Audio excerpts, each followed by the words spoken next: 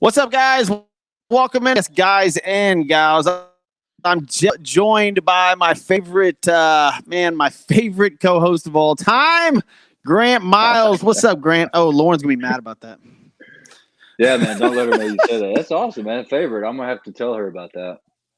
If she doesn't already know that, I'm Yeah, sure she already yeah. knows it.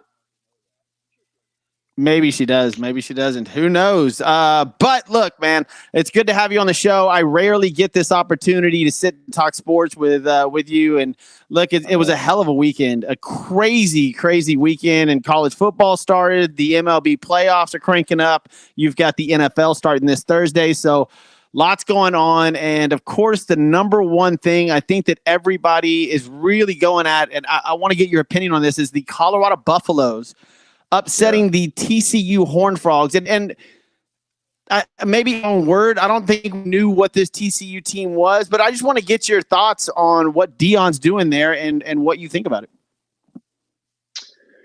Yeah. So first, I mean, it's crazy, right? I'm sure for you and I, maybe people younger than we are, we won't divulge our age, but for people younger than Yeah. we are, I remember when Colorado was really good. I'm sure you do too. Can Like you this was turn you back in the up? Is there a day. way to turn your volume up? I don't Is there a way know. to turn you up? I don't know. I Is it don't not know. working very good? I didn't know if other people. I don't know, like if they can hear you well or not. But I can hear you. It's just not as clear. Maybe it's my headphones. Who knows? Okay. But all right, I mean, let's I go could change it if I Colorado. need to. Yeah, so I remember No, back in the day when, huh? no, go ahead. I remember back in the day when Colorado was really good. I mean, I'm sure you do too, right? Like Cordell Stewart, what was it, Rashawn Salam, like those guys, Yep. um, really good. Like Colorado was really, really good program. So it, I like to see Colorado really good. But to answer your question, it's insane, right? I mean, it's insane Yeah. how far they've come from where they were last year in such a short amount of time. And I think Dion's legit, man. I think he's a real deal. Like as far as a football coach, as far as a recruiter, I think he is. Nobody really thinks about Jackson State. Like Jackson State was nothing. Like their program where he was at, they were nothing. And Yeah. in a short period of time, they became something. And he got Travis Hunter, who when he came out as a freshman or as a recruit a couple years ago, he took him from Florida State to go to Jackson State. Like that's insane to me, right? Yep. Like who chooses Jackson State over Florida State, right? So he's a hell of a recruiter. Nobody. He's a hell of a recruiter, obviously a hell of a coach. But I will say this, and I'm not trying to diminish Colorado's um, game, what they did, but maybe TCU's a little bit overrated in my opinion coming into this season. Yeah, see, so that was my thought. By the way, Kevin Anthony chiming in here, go Cowboys. We'll get into that in a little bit. Like I know Grant's your boys, fellow Cowboy That's lover. right. But Yeah. look, Colorado, I don't know where TCU stands. I think this was a great win, emotional wise, and I think for the program, look, I think they play Nebraska next week in Boulder, which I'm sure that stadium will be the loudest maybe it's ever been. And I Right. think what he's done is great. What I didn't like today was how it was turned into a race thing, and that really aggravated the crap out of me. With Shannon Sharp this morning talking about, it just turned, instead of taking it as like, wow, what a great football team, what great accomplishments that they're doing. It turned into this race thing, and I was like, man, why has everything got to be like that? Like, and we're not going to bring that. We won't get into it on this show because that's some of the things that I hate doing, but. Why can't we just say, way to go, Dion? That was awesome. Why has it got to be about this or be about that? It can't just be, hey, man, the guys did an incredible job on the field. And they go play Nebraska next week. And all this, I'm not saying it could go down in flames, but what if they get their butt stomped in by Nebraska, right? Like, I Yeah. mean, it's a great win, but what do we know about TCU? Well, 26 new players, offense and defense? yeah, so you've got 22 guys on the field, 11 on offense, 11 on defense. I had 11 people returning from starters that were starters last year, but brand new quarterback. And think about the year that TCU had last year. They beat Kansas. They beat Kansas on some crazy play, 38 Yep. with 90 seconds left. Quentin Johnson touchdown catch. They came back from 14 down in the fourth quarter to beat Oklahoma State in double overtime. Then the next week they come back from 18 points down. They beat Kansas State. Then you remember that the Frogs trailed Baylor with like 9 minutes by 9 with like 2 minutes left, scored a touchdown, and did Yep. some fire drill field goal with no timeouts and coming down. You know what I mean? So I'm not trying to diminish TCU and what they did last year, but there was also several games that they really probably, if things swung the other way, they would have had easy. Yeah, one loss. Last year. Yeah, and then did they even score a touchdown in the national championship game? I can't remember. I just know they got absolutely. That's all I know. They got absolutely destroyed, and I think big play wise, I saw a graphic put up while they were playing Colorado. They were 150th in the nation giving up big plays, and it seemed like after the second quarter, that's all Colorado's was a big play after big play after big play against TCU. So I don't know. Look, again, I was on the Colorado bandwagon before and even yesterday, but today when the people started making it about something that it's not. But I'm excited for this. I just don't know how much stock I'm ready to invest in Colorado when they beat TCU. TCU was only ranked, 14th or whatever, because they went to the national championship last year. And now I doubt they're in the top 25. I highly doubt that. There's no way. Yeah, I mean, they'll probably, I think it's just with the sports and just like the world we live in, right? It's overreaction, right? Like something happens like Colorado did. Number one, they're a 20-point underdog. They were 1-11 last year. Like there's a lot of things that came up that was kind of stacked against them in this game. They won 45-42. Really good game. But just as much as Colorado put up a lot of points and yards, so did TCU. Like it wasn't like, I mean, so Colorado's got some obvious issues on defense. I'm like you. Look, I think it was a much better coached team, Colorado, than I expected them to be in reality. And the only thing I'll say to what you were talking about with the race thing is I do think there's something to Deion because of the type of player Deion was. Very bombastic, very like, must be the money, very like in gold your face, chain, all that stuff, all that. I think that some people don't take that very seriously in terms of he gets this perception of who he is. And Deion is maybe, in my opinion, one of the best athletes that's ever played sports, like just in terms of what that guy's done, not only in professional football, but baseball. Remember that dude batted 500 in the World Series, dude. Do you remember that? Like that dude. They have a 30 for 30 on him. Yeah, I mean, I think he has this reputation, and I'll defend Deion. I think he has this reputation that's unfair because of the gold chain and the must be the money and the dancing and all that stuff. I think some people don't take him serious because of that. Yeah, I think there was a lot of people that were skeptical, and they won one game, and I get it. There's reason for hype over Colorado right now, but and I hope that it stays. I'm going to hold the reins back a little bit until they get through Nebraska, maybe a game or two more, and we'll see exactly how the team and what they're doing. Because it's nothing against Colorado. It's just I don't know what TCU is. They could go 0-14, and then what are we going to say? Or 0-12, then what are we going to say about them? The Colorado Buffaloes beating them. So I'll reserve my judgment till that's.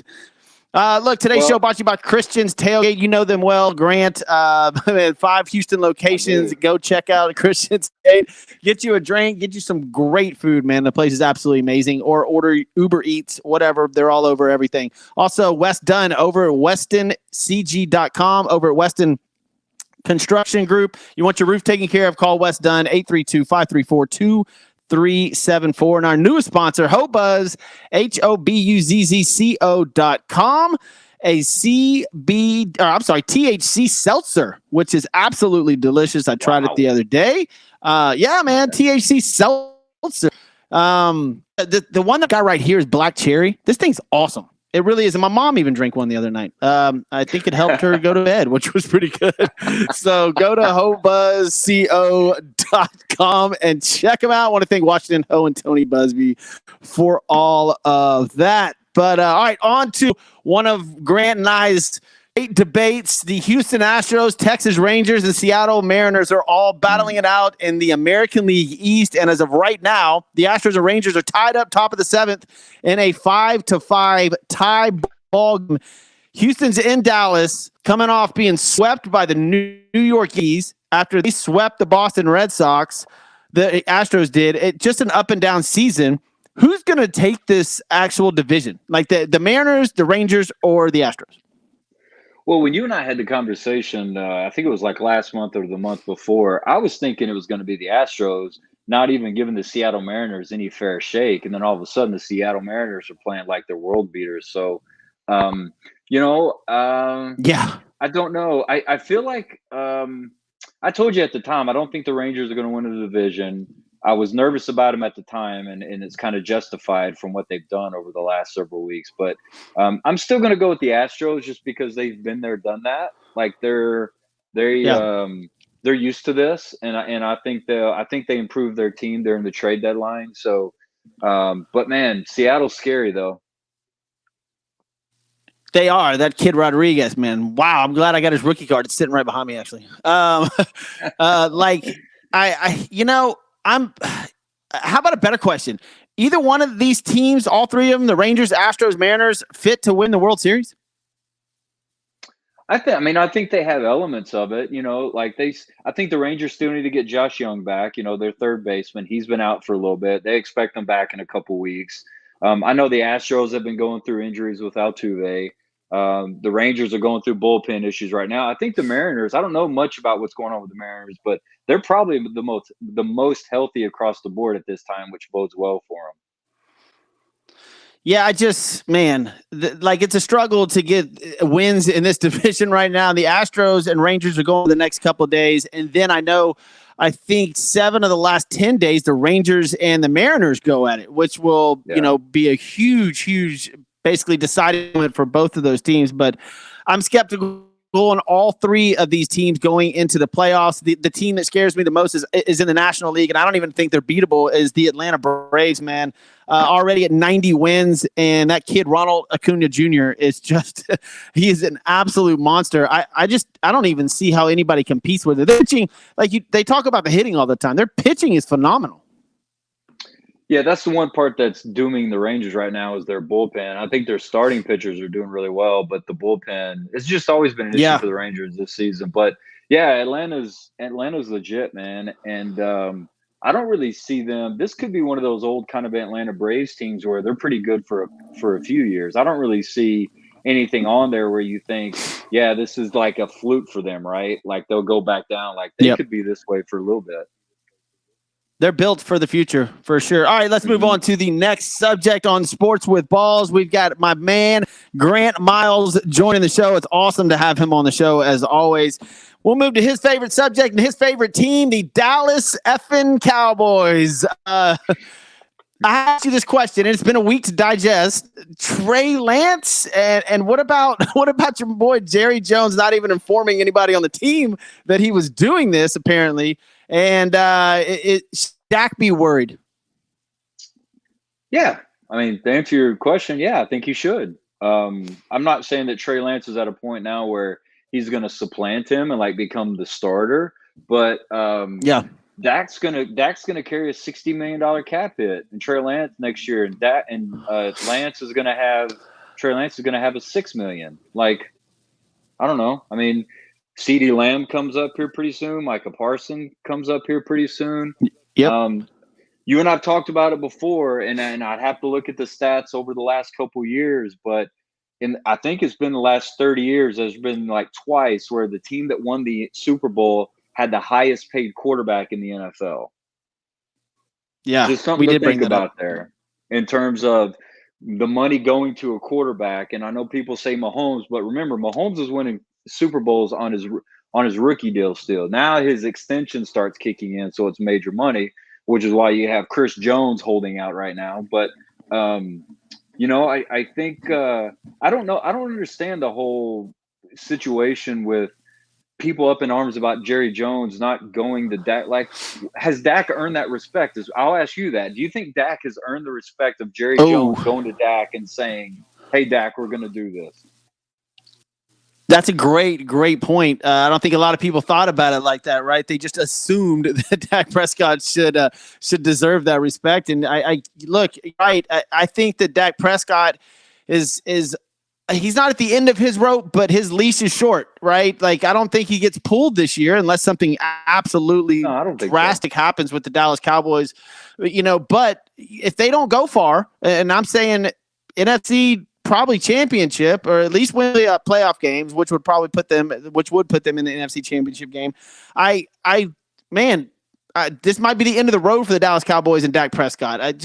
They might have to move on. I think the fan base, you and we just mentioned a friend of ours, Kevin Anthony, talking about this as well. I think it's time with all the talent that surrounds the Dallas Cowboys. You need to go deep in the playoffs. Like you've been there, you've had your chances, and you just can't make it. So the Trey Lance move was very interesting. Very interesting from that aspect. Like next year, I don't think this year they're going to do anything unless something drastic happens or Dak gets hurt. And it's the NFL. What if Dak sprains his ankle and is out 3 games and Trey Lance goes 3-0?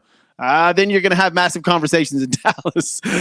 Hey, that's how. Hey, remember that's how Dak got that job. So let's don't forget. Yep. Like Tony Romo went down in the preseason. Dak came in and played, did really well, and you see what happened. So no, I don't think that Trey Lance has come in to supplant to kick Dak out and take over for Dak. No. But I mean, it's also realistic to think that maybe Jerry Jones brought him in to kind of motivate Dak a little bit.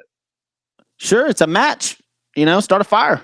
Let's see how Dak responds now that his roommate Ezekiel Elliott is now out of the picture and going on. Before on to Thursday night's game, which coming up in 3 days, I want to ask you about the Arizona Cardinals situation because I find it so absolutely intriguing that they are literally a way to explain this than tanking. Unbelievable. Now I just found out right before we started this show, they have their backup quarterbacks, their starting quarterbacks, Josh Dobbs, and I don't even know the guy's name. Unavailable to press now. And if I think I read this yesterday, if Kyler Murray doesn't start any of the games this year, when they trade him, whoever they trade him to has to pay his $30 million, which is very, very interesting. So what do you think is about what's going on in Arizona? Obviously, tank mode. Are they going to get fines for this? Get any worse? Well, you saw in the NBA. I mean, let's go to the NBA. So you saw what to my Mavericks. You saw what happened to Dallas in terms of fining by the NBA, in terms of what they perceive to be tanking. Like they sat Kyrie and Luka towards the end of the year, and I mean, I'm sorry, but if you ask me, it kind of worked out for the Mavericks. So that's beside the point. But But I feel like that it's extremely possible. I don't know how you prove it. Like I don't know what steps the NFL takes to say, oh yeah, look, we can see that you're doing that because you're doing this. I don't know, but it is intriguing when they trade for they cut Colt McCoy, who, I mean, say what you will, I don't think he's like a headline starter in the NFL, but he's serviceable. Like he'll get you wins, right? Definitely. They trade for Dobbs, I think it was, and they're not really rushing to get Kyler Murray back. And I'll be honest with you, Kyler Murray, his cap hit this year is $16 million. It jumps to 51 next year. And I just wonder how much they're looking at somebody like Caleb Williams at USC and wondering what could be if they were to get that pick. Yeah, I look, I think we all know that's like there's already signs saying welcome to Arizona, Caleb. Like, I mean, and the kid looks phenomenal. He threw 5 touchdowns this weekend. The kid is awesome. He's Patrick Mahomes-ish. And I believe that if he does, unless he gets hurt, I think he goes number 1, and I think it is Arizona. I would be shocked if Arizona wins 2 games this year. They are tanking for a reason, and we'll find out, like you said, what the steps the NFL takes to maybe do an investigation to see how they're actually, because this is unbelievable how you go from Kyler Murray to starting Josh Dobbs, and I don't even know the other guy's name. Like, I have no idea. But they are definitely I don't know on how you prove it. Like, that's my thing. Yeah. I just don't know if you're the NFL, how you prove that. Like, what do you bring up to go, here's our evidence, right? Yep.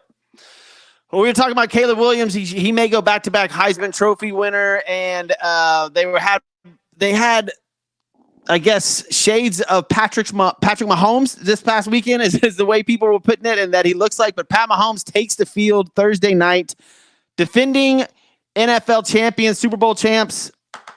What do you think? Can they go back? I feel like the Kansas City Chiefs are great, and I like them, but I don't know if I like them going back to the Super Bowl. Well, I do think that this whole holdout here by Chris Jones, it's Chris Jones, right? I think he's the one holding out. I think that's become a problem. Like, I remember today, I don't know if you saw the press conferences. They were asking, the press was interviewing Patrick Mahomes and Andy Reid, asking them their thoughts on it.